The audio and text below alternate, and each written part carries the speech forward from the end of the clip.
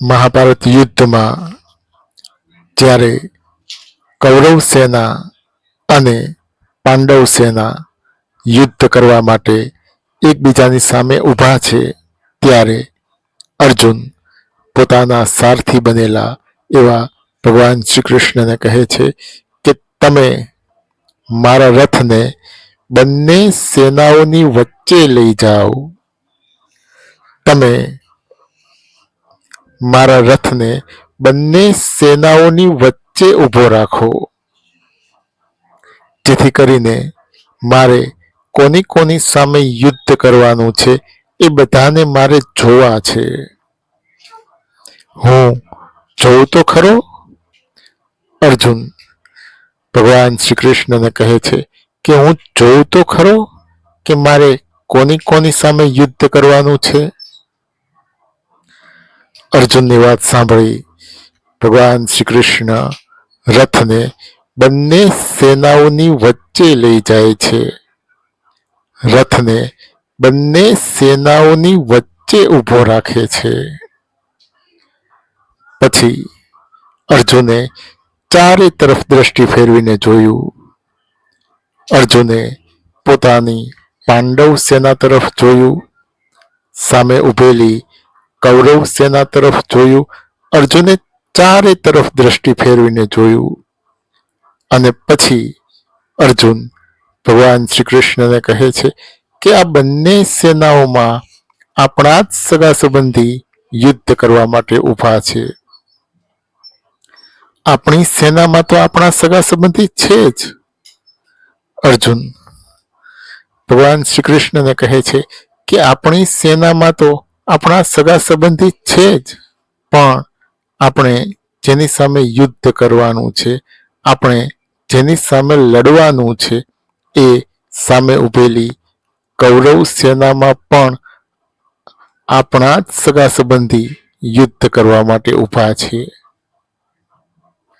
આ જોઈને મારું શરીર ધ્રુજે છે. હાથમાંથી ધનુષ્ય બાણ નીચે પડી રહ્યા છે. મારામાં ઊભા રહેવાની પણ શક્તિ રહી નથી. અર્જુન ભગવાન શ્રી કૃષ્ણને કહે છે કે મારામાં ઊભા રહેવાની પણ શક્તિ રહી નથી. હું ઊભો પણ નથી રહી શકતો. મને ચક્કર આવે છે. આ બધાને મારીને મને શું લાભ થવાનો? અર્જુન ભગવાન શ્રી કૃષ્ણને કહે છે કે આ બધાને મારીને મને શું લાભ થવાનો? ખરેખર આ તો દુઃખની વાત કહેવાય કે રાજ્ય મેળવવા માટે, ધન મેળવવા માટે, સત્તા મેળવવા માટે, સંપત્તિ મેળવવા માટે, પ્રતિષ્ઠા મેળવવા માટે હું મારા જ સગા સંબંધીઓને મારવા માટે અહીંયા ઊભો છું. મારે મારા સગા સંબંધીઓને નથી મારવા. અર્જુન ભગવાન શ્રી કૃષ્ણને કહે છે કે મારે મારા સગા સંબંધીઓને નથી મારવા. એ લોકો ભલે ભેગા થઈને મને મારી નાખતા. દુઃખ અને કરુણાથી ઘેરાયેલા અર્જુન એ જ ક્ષણે, એ જ સમયે ધનુષ્ય બાણ નીચે મૂકી દીધા. હું યુદ્ધ નહીં કરું આટલું બોલી અર્જુન રથમાં પોતાના સ્થાન ઉપર પાછલી બેઠક ઉપર જઈને બેસી ગયા.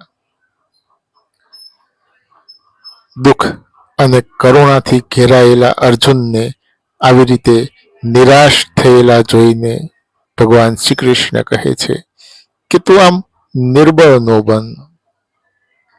તારા મનમાં જે નિર્બળતા છે એ નિર્બળતાનો ત્યાગ કરી દે. તારી નિર્બળતાને છોડી દે. ઊભો થા, યુદ્ધ કર. અર્જુન ભગવાન શ્રી કૃષ્ણને કહે છે કે હું યુદ્ધમાં ભીષ્મ પિતામહ અને ગુરુ દ્રોણાચાર્ય સામે ધનુષ્ય બાણથી કેવી રીતે લડી શકું? આવા મહાનુભાવ, આવા મહાપુરુષોને બે હાથ જોડીને વંદન કરવા જોઈએ, નમસ્કાર કરવા જોઈએ, એની પૂજા કરવી જોઈએ. એના બદલે હું ધનુષ્ય બાણથી એની સામે કેવી રીતે લડી શકું? મારા વડીલો, મારા ગુરુ, મારા સગા સંબંધી આ બધાને મારીને પછી મને રાજ્ય મળે, આવું રાજ્ય મારે શું કામનું?